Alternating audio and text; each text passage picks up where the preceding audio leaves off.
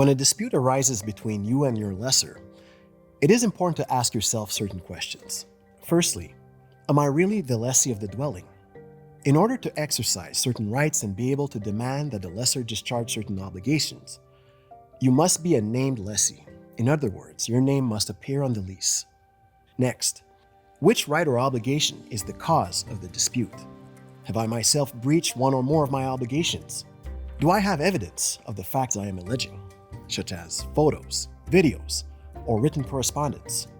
What, in my opinion, could be the solution to this dispute? What exactly am I looking for? And lastly, have I tried to discuss the problem with my lessor? Can it be resolved by mutual agreement?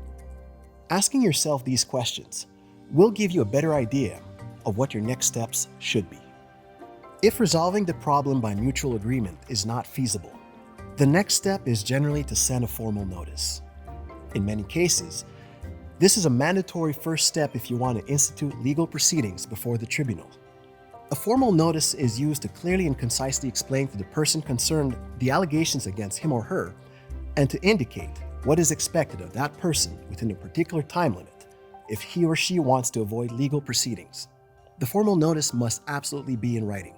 You must also make sure that it is received by the recipient and that you can prove that it was received. You can write the formal notice yourself or have a lawyer help you write it if you wish.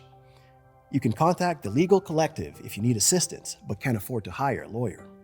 While there is no specific formality, a formal notice must definitely contain the following: the name and contact information of the person sending it, the date sent, the expression formal notice in the subject line, the expression without prejudice, a clear and concise summary of the problem and the right or obligation that you're wanting to have respected, what you want the other party to do to remedy the problem, a reasonable time period in which to do what is being requested, a sentence to the effect that legal proceedings might be instituted if the other party does not do what is being requested.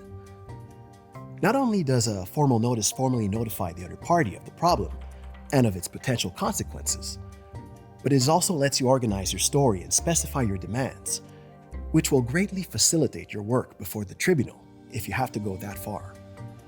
For further information on formal notices, visit the Tribunal's website. If your problem is bed bugs or vermin, or the sanitation, safety, or maintenance of your dwelling, please take note that a number of municipalities have inspection services for their citizens. You can contact a municipal inspector to come and check out the state of your dwelling.